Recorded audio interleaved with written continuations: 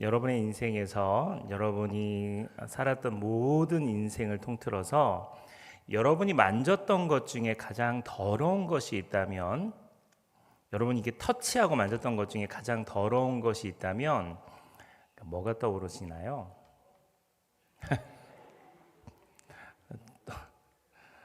똥이라고 너무 크게 말씀하셔서 이게 만지면 안 되는 거, 만지면 위험한 거. 요즘 유튜브나 이런 거 보면, 쇼츠나 틱톡이나 이런 거 보면 어떤 식물인데 만지면 크게 물집이 잡힌다는 위험한 식물도 있고요. 방사능에 오염된 물질도 꽤 위험하다고 설명하는 그런 이제 영상들이 있어요. 저는 총각 때 어떤 목사님이 설교를 하시면서 자기가 이제 아이가 태어나고 그 아이가 너무너무 사랑스럽고 예쁜데 그 아이가 이제 아장아장 걸으면서 DDONG를 이렇게 푹 싸는, 아이가 이제 서서 걸어가면서 이제 이게 절제가 안 되니까 이렇게 쑥확 쏟아지는데 이 목사님이 손으로 그걸 받았다는 거예요. 근데 그게 너무 사랑스럽고 너무 따뜻하고 너무 좋았다는 거예요. 그래서 제 로망이 그거 한번 잡아보고 설교해 보는 거였어요. 아이들이 기회를 주지 않았어요. 근데 그 목사님의 이야기 되게 멋지지 않아요? 자기 사랑하는 아이의 변을 손으로 이불 위에서 탁 자기가 받았는데 그 경험 되게 일단은 그분이 진짜 그랬는지 안 그랬는지는 본 사람이 없으니까 모르겠지만, 그리고 되게 멋지지 않아요? 좋은 아빠 같은 이미지도 있고. 저도 한번 해보고 싶은데 윤지, 윤서 얘네들은 그런 걸 안 했어요. 그래서 되게 아쉽다는 생각이 들었어요. 오늘 설교를 준비하면서 내가 내 인생에서 가본 곳 중에 가장 더러운 곳이 어디였나를 생각을 해보니까, 96년도에 제가 필리핀에서 한 7개월 있으면서 선교 단체, 어떤 교회에서 메디컬 미션을 들어가면서 프리덤 아일랜드라고 하는 루솜에 있는 그 프리덤 아일랜드라는 그 섬에 들어갔던 기억이 났어요. 조그마한 배를 타고 그 섬으로 들어갔는데 거기에 빈민들이 삽니다. 주의사항을 줘요. 절대 허그하지 말고, 왜냐하면 이 같은 게 머리에 옮으니까. 거기 있는 애들은 다 이가 있다, 뭐 피부병이 걸릴 수 있으니까 강물을 건널 때 물에다 손대지 말아라. 진짜 물이 약간 기름이 썩은 것 같은 시커먼 흙탕물이었어요. 너무 지저분한 동네를 한번 간 적이 있죠. 그리고 제가 이집트를 갔을 때 세계 3대 쓰레기 마을을 갔거든요. 근데 그 중에 한 분이 차 안에서 밖에 있는 풍경을 찍는데, 여자아이가 진짜 조그마한 한 4살 정도 되는 여자아이인데 얘가 음식물 쓰레기를 뒤지는 거예요. 그 옆에는 개들, 양, 뭐 염소 이런 동물들이 그 음식물 쓰레기를 파먹는데 조그만 여자아이가 그 음식물 쓰레기를 뒤지는 장면이었어요. 근데 이분이 사진을 찍고 싶어가지고 창문을 딱 열었는데, 창문을 딱 열자마자 모든 사람들이 그 악취를 맡은 겁니다. 그랬어요. 그러니까 순간적으로 창문을 살짝 열었는데 밖에 있는 공기가 확 유입되면서 진짜 제가 맡아본 것 중에 최악의 악취를 경험한 거죠. 세상에서 가장 더러운 사나이라고 하는 별명을 가지고 있는 사람을 사진으로 보여드리도록 하겠습니다. 아모 하지 아저씨라고 하는 이분입니다. 이분은 94세 노인인데, 이분은 세상에서 가장 더러운 사나이라고 하는 오명이 있어요. 60년 넘게 물과 비누로 몸을 씻지 않은 사람입니다. 남자들의 로망이죠. 근데 이분은 젊었을 때 마음에 상처가 있었대요. 어떤 상처 때문에 씻는 것을 포기한 거죠. 60년 동안이나 한 번도 씻은 적이 없는 거야. 먼지가 가득한 몸. 근데 이 좀 가슴 아픈 게 뭐냐면, 숨지기 몇 달 전에 마을 사람들이 압박에 못 이겨서 몸을 씻었답니다. 근데 얼마 안 돼서 병에 걸렸어요. 이분이 돌아가셨어요. 제가 여러분에게 드리고 싶은 이야기는, 우리도 아모 하지 아저씨처럼 영적으로 매우 더럽습니다. 그런데 우리가 가장 큰 착각은 내가 깨끗하고 정상이라고 믿는 거죠. 의인은 없나니 하나도 없다고 성경은 우리에게 분명하게 이야기하고 있어요. 우리가 더럽다고 하는 이 생각하는 이 마음들이요, 내가 더럽다고 하는 것, 내가 정말 추하다고 하는 생각을 가지고 주님 앞에 나오면 은혜가 넘치는데, 여기 현장에 앉아 있는 사람들, 온라인으로 예배드리는 사람 중에 내가 그렇게 더럽다라고 느끼고 내가 그렇게 더러운 존재라고 생각하고 예배를 드리는 사람이 그렇게 많지 않습니다. 굳이 꼭 그렇게까지 내가 만들어야 되나라고 생각할 정도로 우리는 여기서 자기는 더럽지 않다고 생각하는 거죠. 임상병리학과를 나온 사람이요, 취직을 했는데 그 하루 만에 그만뒀어요. 왜냐하면 에이즈 환자들의 체열을 하는 일을 맡아서 해야 되는 거예요. 에이즈 걸린 환자들의 피를 뽑는 거죠. 근데 이게 왜 위험하냐면 그 피를 뽑다가 잘못하고 그 주사 바늘이 자기 손에 닿잖아요. 그럼 이 사람도 에이즈가 감염되는 거예요. 오늘 성경에 등장하는 한센인, 나병인도 상처가 있는 몸에 이 한센균이 들어가면 그 사람도 문둥병, 나병, 한센이 될 가능성이 높습니다. 그러니까 그들을 다루는 사람들은 굉장히 어려운 사람들이에요. 그런데 어떤 선교사님, 어떤 목사님은 그들의 고름을 입으로 짜서 뱉어주는 역할까지 하는, 진짜 예수님이 아니고서 할 수 없는 일들을 하거든요. 다시 돌아와서 우리가 너무 더럽고 우리는 아주 무서운 영적인 질병을 가지고 있다는 생각을 오늘 이 설교를 듣는 저와 여러분이 동시에 가졌으면 좋겠어요. 이사야 41장에 보면 하나님의 존재 선언이 있습니다. 관계의 선언입니다. 하나님 이렇게 말씀하세요. 내가 나를 붙드는 것이 아니라 내가 너를 붙들고 있다. 말씀만 같이 한번 읽어볼까요? 시작. 여호와하지 말라. 내가 너와 함께함이라. 놀라지 말라. 나는 내 하나님이 됨이라. 내가 너를 굳세게 하리라. 참으로 너를 도와주리라. 참으로 나의 의로운 오른손으로 너를 붙들리라. 우리가 하나님을 붙잡고 있는 게 아니에요. 하나님이 나를 붙잡고 계신 거예요. 근데 하나님이 붙잡고 있는 나는 깨끗한 존재가 아니에요. 우리가 아주 깨끗하고 너무 좋으니까 하나님이 나를 붙잡고 있는 게 아니고, 우리가 정말 말도 안 되는 더러움과 무서운 영적인 질병을 갖고 있어도 주님이 나를 붙잡고 있다라는 사실입니다. 오늘 이 전제를 좀 기억하고 하나님의 손에 대한 이야기를 좀 나누려고 합니다. 출애굽기 15장 6절에 보면 여호와여 주의 오른손이 권능으로 영광을 나타내시니이다. 여호와여 주의 오른손이 원수를 부수시니이다. 이렇게 되어 있어요. 하나님의 오른손이, 하나님의 손이 권능으로 영광 중에 나타나시고 우리들의 원수를 부수시는 거죠. 시편 139편 10절 말씀에는 거기서도 주의 손이 나를 인도하시며 주의 오른손이 나를 붙드시리이다. 이게 하나님의 손이 구약에서는 단순히 은유처럼 보입니다. 창조의 손이고 통치의 손인데 이 역사 속에서 하나님의 손이 개입됐다라는 것이 그냥 표현만 되어 있지 사실 그 손이 진짜 손인지 아닌지는 잘 몰라요. 그냥 하나님의 손이 우리를 붙잡는다, 이런 개념으로 알고 있는 거죠. 하나님은 손으로 세상을 붙들고 손으로 백성을 인도하고 손으로 구원을 이루시는 분이십니다. 그런데 사람이 그 하나님의 손을 거절합니다. 선악과를 따먹고 하나님처럼 되려고 하는 선택을 하는 순간 스스로 결정하는 그 시도가 바로 죄가 되는 거죠. 하나님을 향한 방향이 바뀌어버리는 겁니다. 틀어진 거죠. 하나님의 손 아래에 머물러야 되는 존재들이 그 손을 벗어나려고 하는 존재로 바뀌는 거예요. 그게 우리가 종종 하는 우리 죄악의 문제인 거예요. 우리가 인생을 살면서도 하나님의 주권, 하나님의 손, 하나님의 인도하심을 믿고 신뢰하고 따라가다가 하나님의 손이 아니고도 충분히 나 혼자 할 수 있다고 느껴지는 수없이 많은 사건들이 우리에게 많습니다. 그래서 오늘 하루를 살면서도 하나님 아버지 한번 부르지도 않고 이렇게 멋지게 잘 살아서 여기에 앉아 있잖아요. 진짜 하나님께 모든 걸 의탁하고 맡기지 않아도 내 능력으로도 충분히 이 땅에서 살아갈 수 있는 거죠. 이것이 사실 우리들이 두려워하는 이유고 수치가 느껴지는 이유고 이것이 우리의 불안과 공허감을 느끼게 하는 상황인 거죠. 이건 환경 때문이 아닙니다. 그러니까 우리가 그 관계에서 끊어졌기 때문에 그런 거예요. 저는 어렸을 때 되게 예쁘게 생겼어요. 아멘.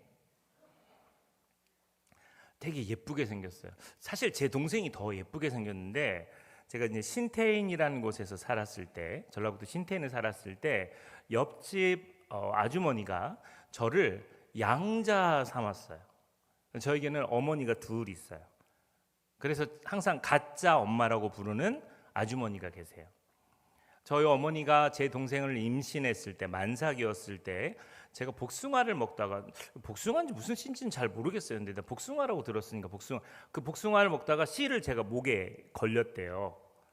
기도가 막혀서 죽을 뻔했는데 저희 어머니는 만삭이니까 저를 업거나 이게 불가능한데 이 가짜 엄마가 저를 끌어안고 저를 이렇게 메고 등을 쳐가면서 병원으로 갔는데 토해내서 제가 살았어요.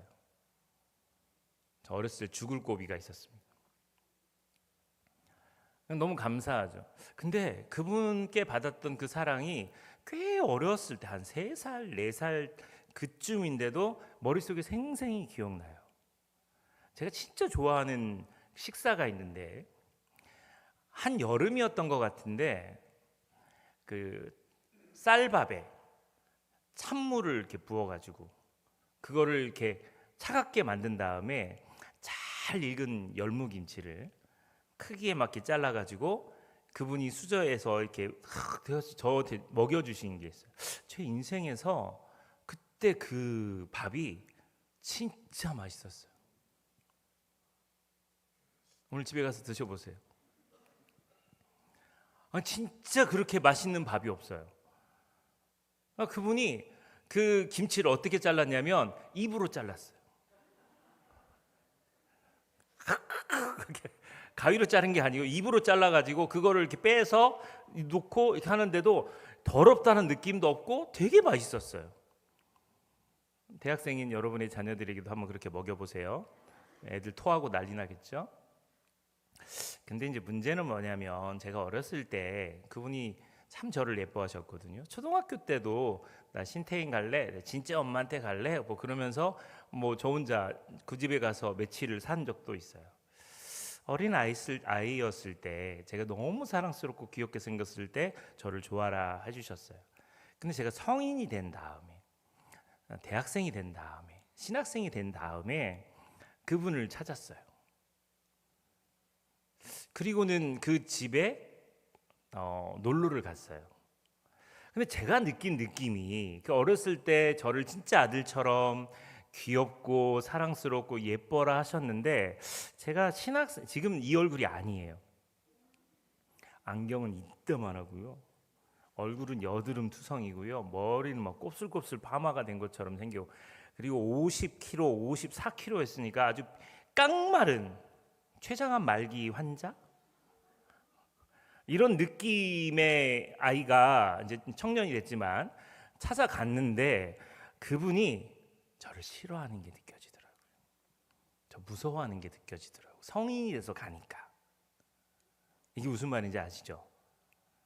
그러니까 어렸을 때 그분의 기억 속에 어렸을 때 아들처럼 여기던 지훈이가 아니라 청년 시절에 저를 그리고는 몇 달 동안 연락이 안 됐어요.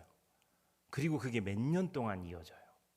그러니까 제 마음속에 어떤 생각이 드냐면 어렸을 때는 내가 사랑을 받았는데 성인이 되니까 내가 사랑을 못 받는구나라고 하는 그 마음이 제 안에 깊이 남아있는 거예요. 이분이 요양병원에서 하나님의 부르심 받았는데 마지막 임종 때 제가 이제 찾아뵙긴 했어요. 근데 저에게는 나에게는 두 분의 어머니가 있다라고 하는 그 어떤 그 사랑받는 느낌에서 버림받은 것 같은 느낌이 되니까 이 존재 자체가 흔들리는 거예요. 여러분 우리도요. 하나님을 떠난 존재로 살거나 내가 죄가 가득한 존재로 살거나 내 모습이 추하게 느껴질 때는 우리가 어린아이라고 생각하면 하나님이 우리를 막 품어주실 것 같은데 사춘기 시절을 겪어서 이렇게 막 자라면서 내가 하나님의 뜻과 무관하게 흘러가고 지금 교회 안에 있으니까 그걸 못 느낄 수 있어요.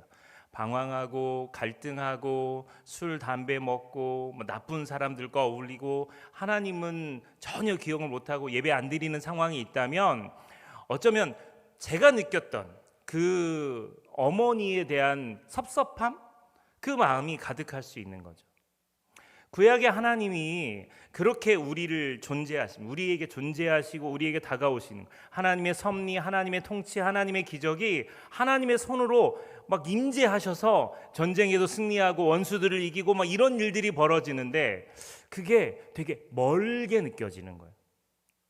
그러나 신약 속에 등장하는 하나님은 가장 가까이에 다가오십니다.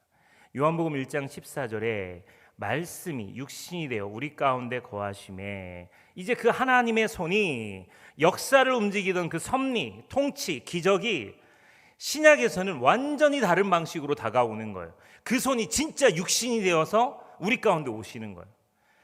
더 이상 멀리서 통치하는 손이 아니라 가까이 다가와서 만질 수 있는 손이 된 거예요. 그 결정적인 장면이 오늘 마가복음 1장 40절 42절에 등장합니다. 오늘 읽었던 말씀입니다. 한 나병 환자가 예수께 와서 꿇어 엎드려 간구하여 이르되 원하시면 저를 깨끗하게 하실 수 있나이다. 예수께서 불쌍히 여기사 손을 내밀어 그에게 대시며 이르시되 내가 원하노니 깨끗함을 받으라 하시니 곧 나병이 그 사람에게서 떠나가고 깨끗하여 진지라. 마가복음은 누가 기록했죠? 마가가 기록했어요. 누가복음은 누가 기록했죠? 네? 누가. 사도행전은 누가 기록했죠? 누가가 기록했어요. 사도 바울이 아니고.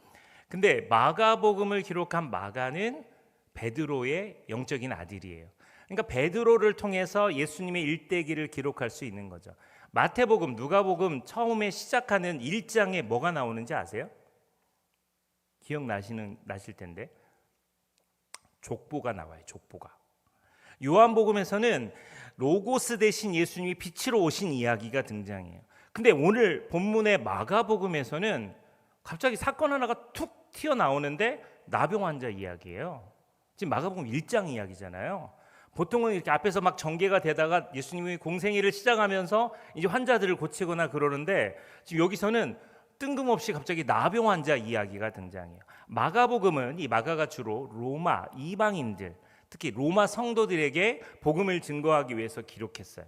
그래서 복음서에 유대인들만 아는 이야기, 한가위 그러면 우리는 추석 명절 이렇게 알잖아요.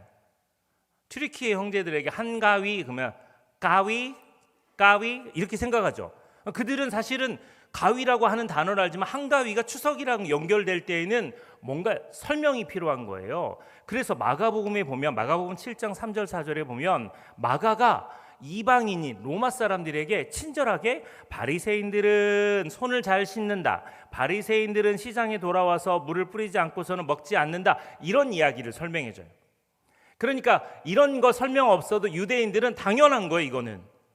그냥 태어날 때부터 이 규례를 지켰기 때문에 이 설명이 필요하지 않는데 가로치고 지문처럼 이것을 기록한 것은 로마 사람들이 이걸 모르니까 마가가 친절하게 설명한 거죠.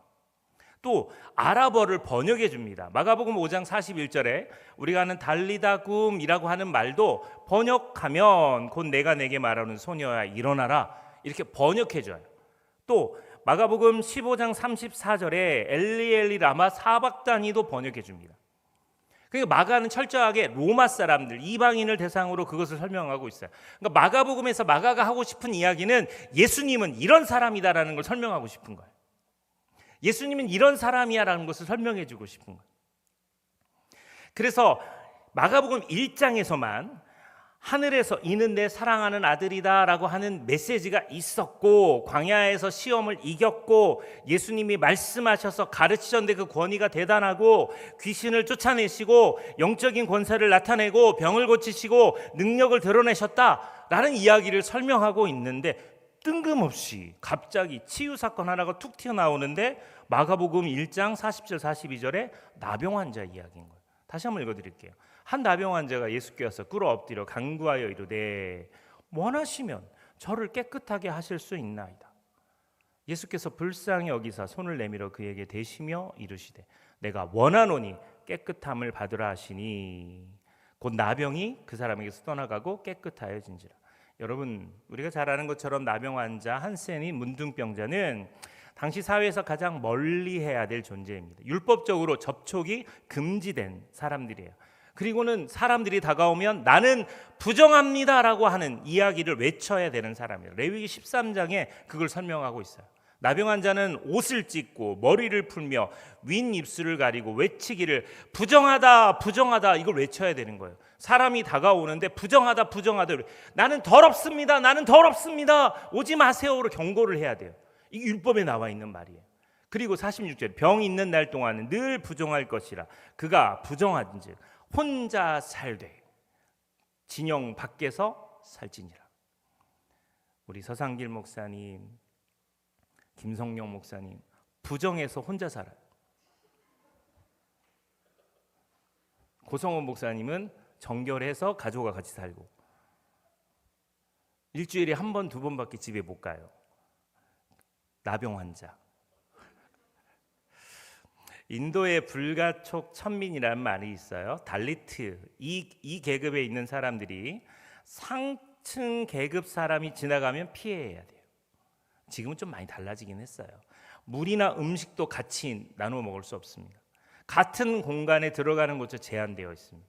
어떤 지역에서는 그림자조차 닿지 않게 해야 되는 이 극단적인 관습이 있어요. 그런데 나병 환자, 성경에 등장한 나병 환자의 공통점도 접촉 금지입니다.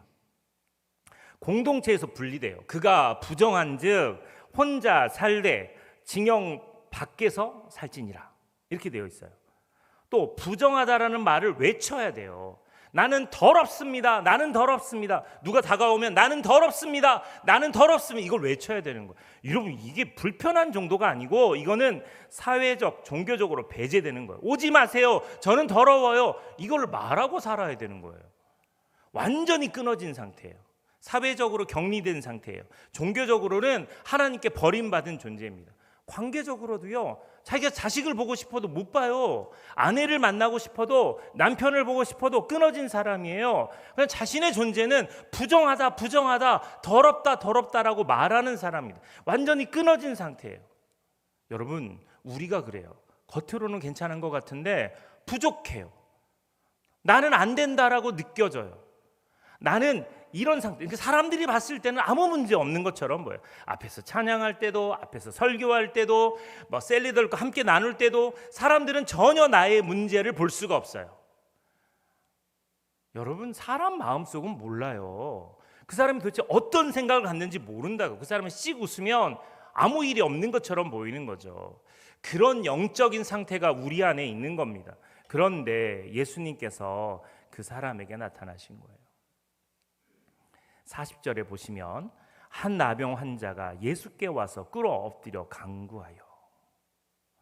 자, 여기에 이 문장에서 그대로 두시고 한번 보세요. 한 나병 환자가 예수께 와서 꿇어 엎드려 간구하여. 지금 우리는요, 유대인이 아니기 때문에 아무렇지도 않게 이 본문을 읽어요.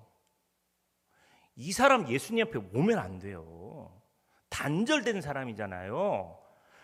예수님께 와서 꿇어 엎드려 간구하면 안 되는 사람이에요.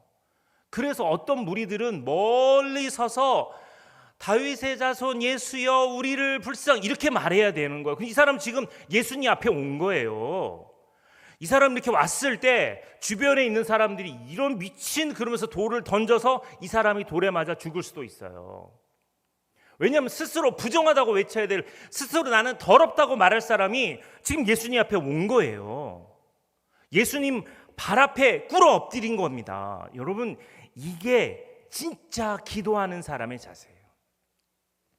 여러분이 지금 이곳에 왔어요. 특별 금요기도회가 아닌데도 여기 오셨어요. 난 정말 특별 그 기도회 할 때 우리 교회 성도들 여기 가득 찬 것 같은 환상을 본 기억이 있어요. 근데 어떻게 그게 빠지냐고요. 아니, 그 사람들은 월요일 날부터 금요일 날까지 왔었잖아요. 다 응답받았나? 아, 그러면 오늘 또 올 수 있을 거 아니에요. 여러분 지금 책망하는 거 아니고 안 온 사람들 어떻게 똑같이 그 수치를 유지하는지가 정말 놀랍다. 좀 왔으면 좋겠는데 정말. 그래 너무 감사한 건 3층에 아무도 없어요.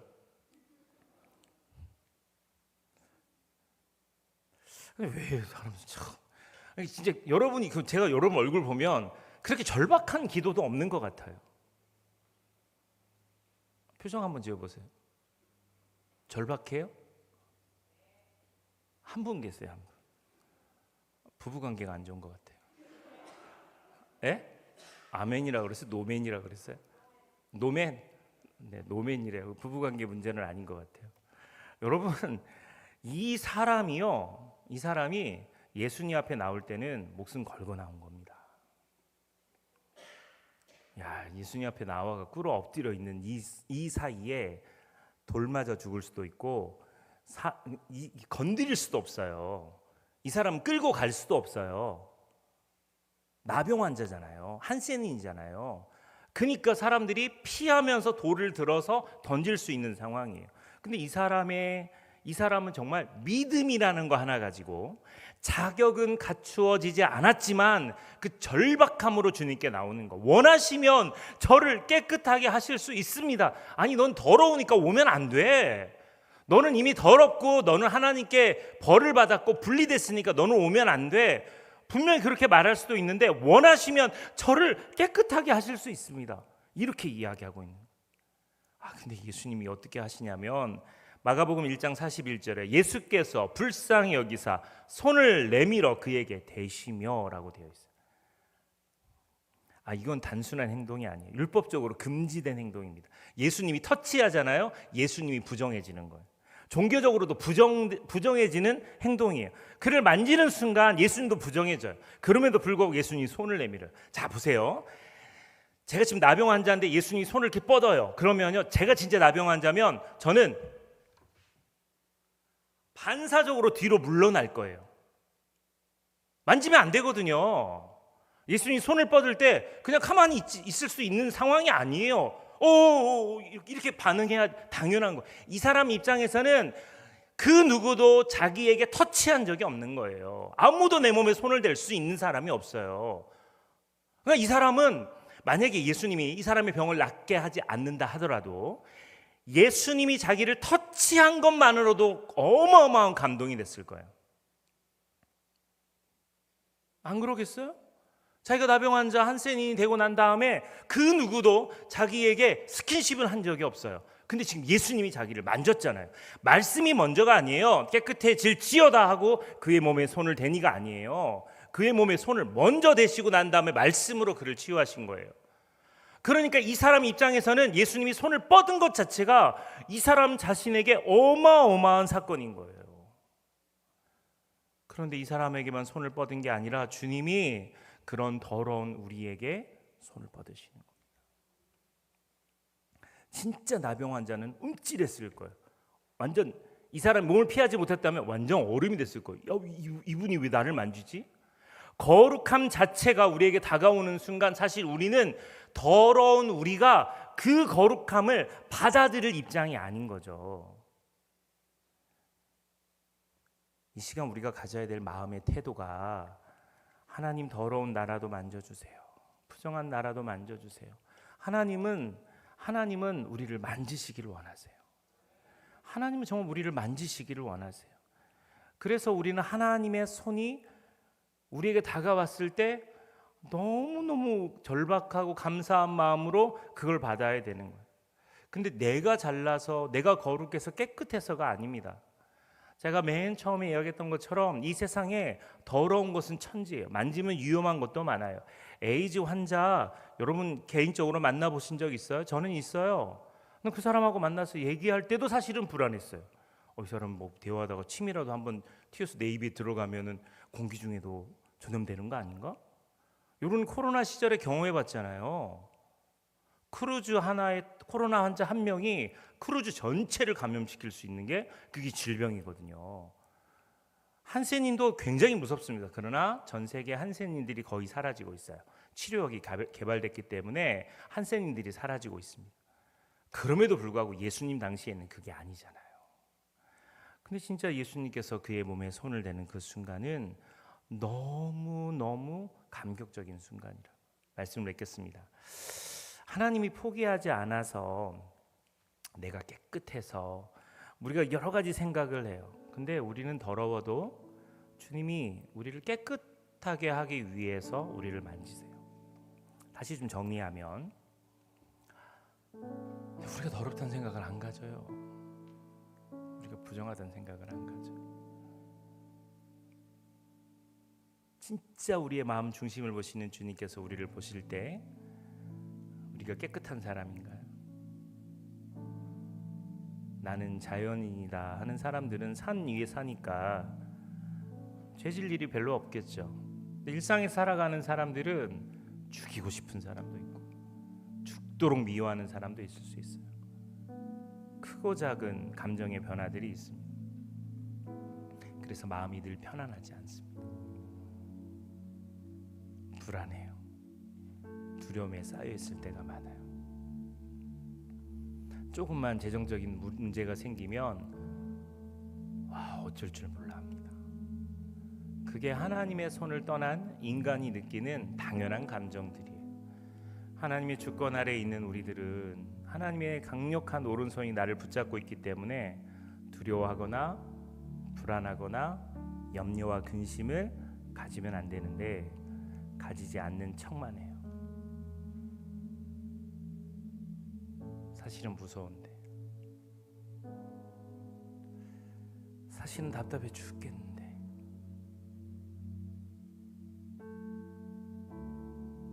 사실은 내가 어떻게 해야 될지 막막한데 아무렇지도 않은 것처럼 살아계신 하나님이 우리들의 마음 중심을 보고 우리들의 내면 깊은 곳을 다 보고 계심에도 불구하고 심지어 기도하는 시간에도 우리의 중심을 꺼내지 않아요. 그냥 원래 기도하던 탄성의 탄력에 따라 그냥 기도하는 습관에 따라 그냥 우리는 기도를 자연스럽게 합니다. 주님은 깊은 것을 원하시는데 그걸 끄집어내지 않아요. 요한복음 10장 28절 말씀, 제가 좋아하는 말씀. 내가 그들에게 영생을 주노니 영원히 멸망하지 아니할 것이요 또 그들을 내 손에서 빼앗을 자가 없느니라. 이 세상 어떤 물질도, 이 세상 어떤 공포도 주님의 손에서 빼앗을 것은 없어요. 근데 우리는 그냥 뺏겨요. 하나님의 권능의 오른손이 우리를 붙잡고 있다고 믿으면서도, 이사야 41장 말씀을 좋아하면서도 우리가 사는 패턴을 보면, 예배당 안에 있을 때 말고요, 이 세상에 살아가는 패턴을 보면 정말 많은 순간에 우리는 오염되고 더러워지고 그리고 물들어서 그 낙심 가운데 있는 겁니다. 여러분, 이 사건이 왜 중요하냐면 깨끗한 것이 더러움을 변화시키고요, 깨끗함이 더러움을 전염시켜요. 이 세상 어떤 물질도 그런 물질은 없습니다. 예수님의 손이 그를 만지는 순간 그게 그 당시에 가장 무서운 저주 같은 한센인이지만 코가 떨어져 나가고 손가락이 떨어져 나가고 발가락 다 잘려나가도 고통을 느끼지 못하는 그런 무서운 질병을 갖고 있는 사람들이지만 예수님이 손이 그를 만지는 순간, 그 창조의 손이 만지시는 순간 그 사람은 깨끗함을 입었습니다. 그리고 그 사람은 평생 잊지 못할 어마어마한 감동을 받았어요. 사람이 나를 만지다니. 근데 그분이 하나님이시라니. 여러분, 그 사람이 예수님의 손길을 느꼈을 때 저는 그게 진짜 편안함으로 다가왔을 것 같아요. 만약에 그 가짜 엄마가 제가 성인이 됐어도, 옛날에 그 귀여운 지훈이가 아니어도, 아유 우리 아들 아유 내가 얼마나 보고 싶었는데 이렇게 잘 컸어, 지훈이 좋아하는 내가 밥 만들었어 하고 또 열무김치를 뜯어서 주시더라도 그냥 그거 다 받아 먹었을 것 같아요. 왜냐하면 그 자체가, 그 존재 자체가 사랑이잖아요. 나 어렸을 때 죽을 뻔했는데 이분이 나를 살리셨어. 생명의 은인이야. 그리고 내 동생을 막 이뻐라 할 때, 태어나서 막 이뻐라 할 때 나는 가짜 엄마가 나를 아들처럼 예뻐했어요. 그러니까 나한테는 그 핍절이 없는 거죠. 그런데 그분이 나를 바라보는 눈빛에서 어우, 그렇게 예쁘던 내가, 저는 그래서 제 외모가 지금 만족스러운 거예요. 지금 좀 볼만한 거죠. 깜짝 놀랍니다. 20대 30대 때 제 모습을 보면 지금의 이태환 팀장님 같이 생겼었어요. 지금 얼마나 성공한 거예요. 하나님은 그런 걸 보시지 않는 분이라는 거예요. 그 당시에 아무도 터치하지 않는 그 나병 환자를 너무너무 사랑하는 배우자도 차마 남편의 몸을 만질 수 없는, 아빠를 너무 사랑하지만 아빠는 자식이 올 때마다 나는 부정하다라고 외쳐야 되는 그 끔찍한 관계 속에 예수님의 손이 그를 만지는 순간 병이 안 고쳐져도, 야, 이 사람 누군데 나를 만지지? 세상에 사람이 나를 만지는 이 경험을 내가 지금 몇 년 만에 겪어보는 거지? 이 사람 나를 왜 만져주지? 얼마나 그리웠겠어요. 그리고 선언하신 깨끗하라고. 그리고 그 자리에서 깨끗함을 얻습니다. 여러분, 이게요 길지 않아요. 이 기간이 길지 않을 거예요. 저는 30초도 안 될 것 같은 생각이 들어요. 예수님 만지시고 깨끗해지라고 말하는 순간 이 사람 몸이 치유됩니다. 어떤 사람은 이미 돌을 들어서 이 새끼 미쳤나, 여기까지 와가지고 우리를 전염시키려고 해, 이 더러운 새끼라고 말할 수도 있는데 그 사람의 피부가 변하는 겁니다. 그 사람의 문제가 바뀌는 거예요. 이 세상 어떤 의사도 바꿀 수 없었던, 이 세상 어떤 것도 자기를 바꿀 수 없었는데 이분이 나를 만지는 순간 내가 수년 동안 겪었던 영적인 고립감, 사회적인 결핍, 사람에 대한 그리움, 그 모든 문제를 해결하시는 그 주님이 오늘 또 여러분을 만지고 싶어 하세요. 여러분 마음 깊은 곳을 만지고 싶어 하십니다. 오은영 박사님이 이렇게 이야기했어요. 좋은 배우자의 조건은 비싼 집이나 조건이 아닙니다. 진짜 좋은 배우자의 첫 번째 조건은 같이 있을 때 편안함을 주는 사람, 어떤 상황에서도 내 마음을 편안하게 해주는, 나를 안심시켜 줄 수 있는 사람이에요. 오은영 박사가 말하는 사람은 정서적으로 안정감을 주는 사람입니다. 핵심 메시지가 이런 거예요. 사람은 조건으로 사는 존재가 아니고요, 정서로 사는 존재래요. 그래서 좋은 배우자는 돈 많은 사람도 능력 있는 사람, 외적으로 멋진 사람이 아니래요. 내가 힘들 때 무너지지 않게 해주는 사람, 내 감정을 받아주는 사람, 함께 있을 때 안전하다고 느낄 수 있는 그 사람. 예수님이 그런 사람 아니에요. 예수님 단 한 번도 우리를 거절하신 적이 없어요. 유퀴즈에 나온 서울대학교 한 교수님의 이야기입니다. 이분도 같은 말을 했는데, 부모는 아이의 안전지대가 되어주어야 합니다. 그게 사회적 뇌로 성장할 수 있는 최고의 방법입니다. 아이가 사고 칠 때 괜찮아, 내 마음껏 해도 문제 없어, 여기는 안전해. 가정이 그래야 된다는 거예요. 부모에게 안전하다는 인식을 받고 자란 아이들은 문제에 봉착해도 쉽게 무너지거나 자존감을 잃지 않는데요. 그렇게 자란 아이들은 관계에 휘둘려서 스스로를 자책하지 않는데요. 자존감이 강한 사람으로 자라게 된다는 거예요. 반대로 안전지대를 경험하지 못한 아이들은, 그리고 성인이 된 여러분들은 문제를 마주칠 때마다 자책하고 스스로를 상처 입힌다는 거예요. 그래서 아이의 사회적 발달은 무엇보다 중요한데, 그건 오직 부모만이 해줄 수 있는 거예요. 나병 환자를 만지신 주님은 그에게 가장 필요한 것이 무엇인지를 먼저 경험시켜 주는 거죠. 마가는 그 이야기를 마가복음 1장에서 설명한 거예요. 주님이 나병 환자를 만지셨다. 유대인이 아니기 때문에 우리가 그게 얼마나 큰 건지 잘 모르지만 마가가 이야기하고 싶었던 그 첫 번째 말씀이 먼저가 아니라 터치가 먼저였다라는 것은 당시 사람들에게 굉장히 큰 울림이었을 겁니다. 로마인들은 행동하는 사람인데 그게 예수님이 어떤 분인지를 정말 단적으로 보여주는 아주 놀라운 일이었을 거라고 생각이 들어요.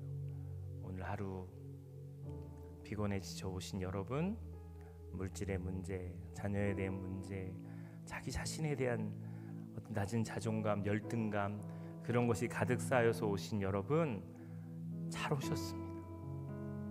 여러분 이제 여기 오신 것만으로도 너무 잘 오셨어요. 이제 우리 기도할 텐데 주님 나를 만져주세요. 그 마음으로 기도했으면 좋겠습니다.